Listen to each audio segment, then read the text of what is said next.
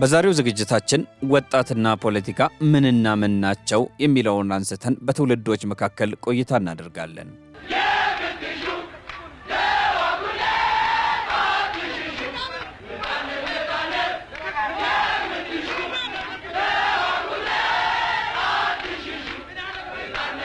ዛሬ በሀገራችን ያሉትን ቅራኔዎች ምንነት ለመረዳት የሚፈልግ ሰው ቢያንስ እስከ 1960ዎቹ ወደ ኋላ ተመልሶ መመልከት ይኖርበታል።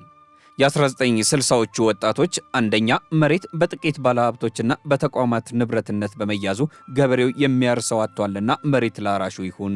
ሁለተኛ ኢትዮጵያ የብሔሮች እስር ቤት ሆናለችና ብሔሮች ከእስር ተፈተው የራሳቸውን ዕድል በራሳቸው ይወስኑ። ሶስተኛ የዲሞክራሲ መብቶች ይከበሩ ሲሉ የተደራጀ ተቃውሞ በንጉሱ አስተዳደር ላይ ያቀረቡ። ሶስቱም ጥያቄዎች በማርክሳዊ ሌኒናዊ አስተምህሮ የተቀረጹ ነበሩ። ይህንን ቅራኔ ንጉሠ ነገሥቱ በጊዜው ባለመፍታታቸው ሀገሪቱ ወደ ቀውስ አመራች። በውጤቱም በቅራኔው ቀጥተኛ ተሳታፊ ያልነበረው ወታደራዊ አስተዳደር ደርግ ወደ ስልጣን መጣ። ግርማሽ የጦር ኃይሎች የፖሊስ ሰራዊትና የብሔራዊ ጦር ደርግ ለግርማዊነቱ ደህንነትና ጤንነት በሰፊው የሚያስብ እንደመሆኑ መጠን ለዚህ ለጤንነቱም ሆነ ለደህንነቱ የተዘጋጀ ስፍራ ስላለ ወደዛ እንዲሄዱልን በትህትና እንለምናለን። ዛሬ መስከረም 2 ቀን 1967 ዓመተ ምህረት ጀምሮ ቀዳማዊ ኃይለ ሥላሴ ከስልጣናቸው ወርደዋል። አዲሱ ወታደራዊ አስተዳደር ከላይ የተነሱትን ጥያቄዎች በመሰለው መንገድ በመፍታት ራሱንም ከማርክሳዊ ሌኒናዊ ርዕዮተ ዓለም ጋር በማስተዋወቅ ቅራኔውን አረጋጋ። መሬት ላራሹ ለላባሳሹ አገሩን ለባላገሩ ግላል ተሆኗል ለወታደሩ። የካቲት 25 ቀን 1967 ዓመተ ምህረት ዕለተ ማክሰኞ የገጠር መሬት ታሪካዊ አዋጅ ወይም መሬት ላራሹ ታወጀ። ደርግ አብዛኞቹን ታላላቅ ውሳኔዎች ወይም አዋጆች በተለምዶ የሚገልጸው ቅዳሜ ጠዋት ወይም ማታ ወይም እሁድ ጠዋት ስለነበር የገጠር መሬት አዋጅ እንደሚታወጅ ጭምጭምታ ከተሰማበት ጊዜ ጀምሮ በእነዚህ ቀናት ሁሉ ህዝቡ ሬዲዮኑን ከፍቶ ይጠባበቃል። ይህንን አስመልክቶ በ1966 በየካቲት ወር የፈነዳው ህዝባዊ አመጽ ውጤት መሆኑን ለማስገንዘብ ሲባል የገጠር መሬት አዋጅ በየካቲት ወር ውስጥ መታወጅ እንዳለበት ሁላችንም የተስማማንበት ጉዳይ ስለነበር እንዲሁ ሆነ ይላሉ ሻምበል ፍቅረ ስላሴ ወግደረስ አብዮቱና ትዝታዬ በተሰኘው መጽሐፋቸው። በዚሁ ስምምነት መሰረት የካቲት 25 ቀን 1967 ዓ.ም ማክሰኞ ጠዋት እንዲታወጅ ተወሰነ። መላው ህዝብ ባለበት ወደ ሬዲዮኑ ጠጋ ብሎ ማዳመጡን ቀጠለ። አዋጁ አንቀጽ በአንቀጽ ተነቦ እስኪያልቅ ድረስ ምንም አይነት እንቅስቃሴ ሳይደረግ በጸጥታ ሲያዳምጥ የነበረው ህዝብ ይህ አዋጅ ከዛሬ የካቲት 25 ቀን 1967 ጀምሮ የጸና ይሆናል፣ ጊዜያዊ ወታደራዊ አስተዳደር ደርግ ብሎ አንባቢው ሲጨርስ አንዳች ነገር የቀሰቀሰው ይመስል ከፊሉ ከመቀመጫው በመነሳት እየጨፈረ እየሳቀ እየተንከተከተ አጠገቡ ያገኘውን ሁሉ እያቀፈ ሳመ። ይሁን እንጂ ወታደራዊው አስተዳደር ጥያቄዎቻችንን አልመለሰም የሚሉ ወገኖች ከጥቂት ጊዜያት በኋላ ቅራኔውን በተለየ መንገድ አስቀጠሉት። ወቅቱ የቀዝቃዛው ጦርነት ወቅት ነበርና ተፋላሚዎቹም የየራሳቸውን ጎራ ያዙ። ቅራኔው ቀይ ሽብርና ነጭ ሽብር ወተባሉ የሽብር አይነቶች ተካረረ። ከዚያም አልፎ የሽምቅ ውጊያዎች ተበራከተ። ከፍተኛ የእርስ በእርስ እልቂትና የንብረት ውድመት ደረሰ። የኢትዮጵያ ሕዝብ ያፈቷል።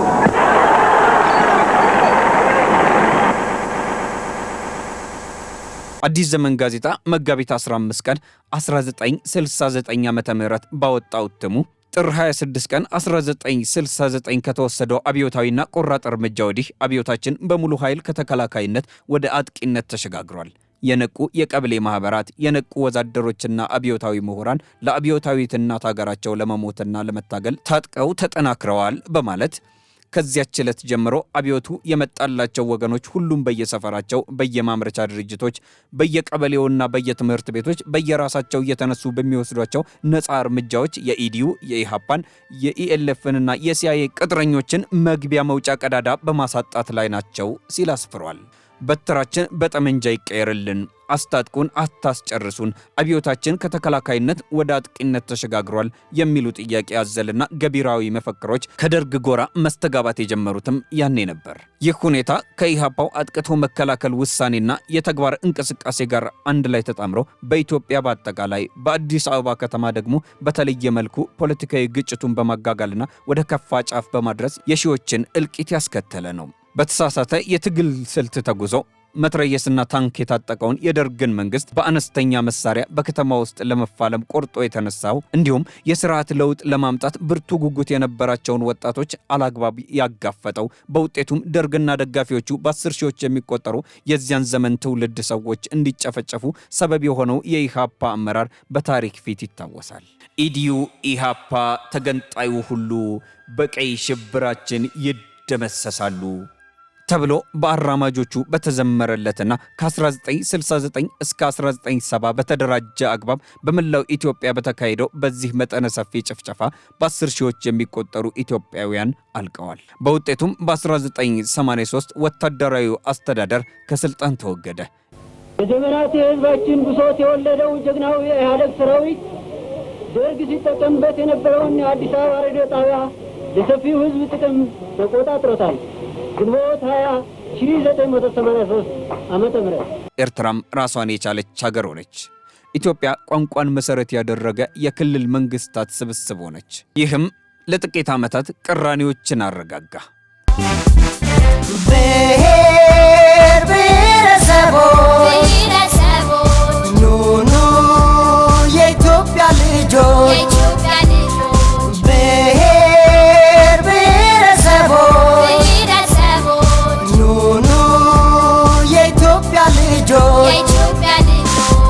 ከዓመታት በኋላ ግን ቀድሞ የነበሩት ጥያቄዎች በተለየ መንገድ መቅረብ ጀመሩ።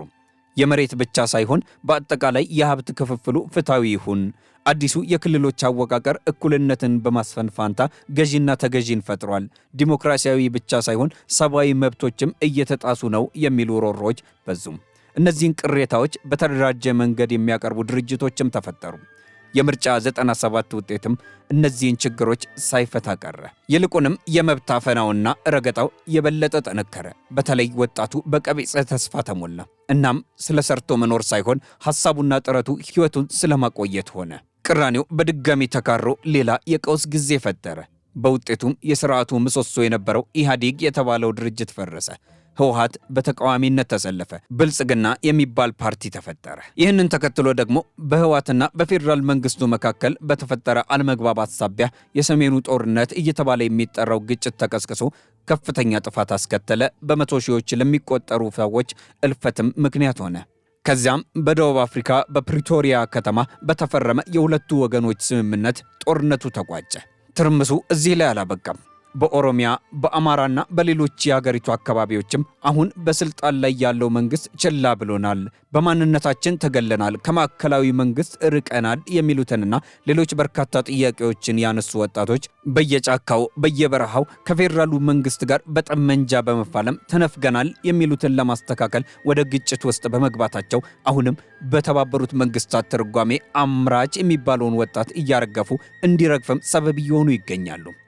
ታዲያ እዚህ ላይ መነሳት ያለበት ጥያቄ የዚያን ዘመንና የአሁኑ ወጣት ስለ ፖለቲካ ያለው ምልከታ እንዴት ያለ ነው? የዚህ ዘመኑ የኢትዮጵያ ወጣት ፖለቲካን እንዴት ይቀበለዋል? ከፖለቲካ የራቀ ወጣት እየተፈጠረ ያለውስ በምን ምክንያት ነው? የሚሉና ሌሎችን መመርመር ነው። የ1960ዎቹን ወጣትና የዛሬውን ትውልድ ስናነጻጽር በሁለቱ መካከል ያለው ልዩነት የሰማይና የምድር ያህል እንደራቀ እናስተውላለን። ይህ ልዩነት እንዲሁ በአጋጣሚ የመጣ ሳይሆን ካለፉት የታሪክ ጠባሳዎች፣ ከቴክኖሎጂው ምጥቀትና ሀገሪቱ ካለፈችባቸው ውጣ ውረዶች የተቀዳ ነው የሚሉት የፖለቲካ ተንታኞች የ1960ዎቹ ወጣቶች ዘመን የርዕዮተ ዓለምና የመስዋዕትነት ዘመን ነበር። ያ ትውልድ ማርክሲዝም ሌኒኒዝም ዓለምን በአንድ ጀንበር የመቀየሪያ ብቸኛ መሳሪያ አድርጎ ያምን ነበር። የዚያ ዘመን ወጣቶች ከግል ጥቅማቸው ይልቅ ለቆሙለት ዓላማ እስከ ሞት ድረስ ለመጓዝ ወደ ኋላ የማይሉ በእውቀትና በንባብ የጎለመሱ ነበሩ ይላሉ። የያኔዎቹ ወጣቶች መሬት ላራሹና የብሔሮች እኩልነት የሚሉትን የጋራ አጀንዳዎች አንግበው የንጉሱን ስርዓት ለመጣል በአንድነት ቆመዋል። ሆኖም ያ ሁሉ የለውጥ እምነትና ጽናት በስተመጨረሻ ከእኔ የተለየ ሐሳብ ያለው ሁሉ ጠላቴ ነው በሚል የልማድ አስተሳሰብ ተበከለ። ይህም በመላ ሀገሪቱ ደም ያፋሰሰውን የቀይና የነጭ ሽብርን ወለደ። ብሩህ የነበረውን ትውልድንም ለጥፋትና ለስደት ዳረገው። ከግማሽ ክፍለ ዘመን በኋላ ያለው የዛሬው ወጣት ግን ፖለቲካን የሚመለከትበት መነጽር ፈጽሞ የተለየ ነው። የዛሬው ወጣት ፖለቲካ ሲባል መጀመሪያ ወደ አእምሮ የሚመጣው ለውጥ ሳይሆን ባለፉት 50 ዓመታት በተለይም ከ1997 እስከ 2010 ዓመተ ምህረት በተከታታይ ዓመታት የታየው እልቂት፣ መፈናቀልና እስር ነው። በዚህም ምክንያት በወጣቱ ዘንድ የፖለቲካ ድካም ሰፍኖ ይታያል። ፖለቲካን በሩቁ የሚለው ብሂል እየነገሰ የመጣው በፖለቲካ ተሳትፎ እውነተኛ ለውጥ ይመጣል የሚለው ተስፋ እየተሸረሸረ በመሄዱ ነው የሚለውን ሐሳብ መስማትም እየተለመደ መጥቷል። ከዚህም በላይ የዛሬው ትውልድ በብርቱ የኢኮኖሚ ጫና ውስጥ የሚገኝ ትውልድ ነው።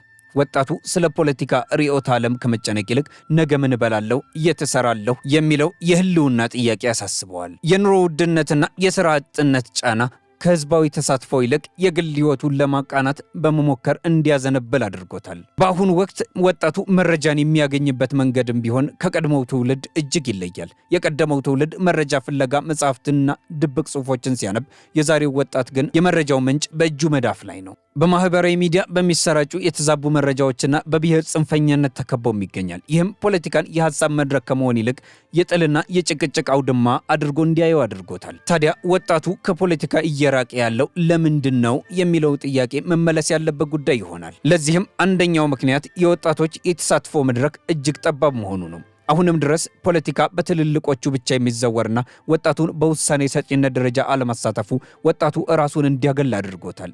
በሌላ በኩል በየጊዜው የሚነሱ ግጭቶችና ጦርነቶች በተለይም በቅርቡ የተፈጠረው የሰሜኑ ጦርነት ያስከተለው እልቂት ፖለቲካ የጥፋት መንገድ ነው የሚል ድምዳሜ ላይ እንዲደርስ አድርጎታል። ዛሬ ላይ ወጣቱ ከርዕዮተ ዓለም ይልቅ ተግባራዊ ለውጥን ይሻል።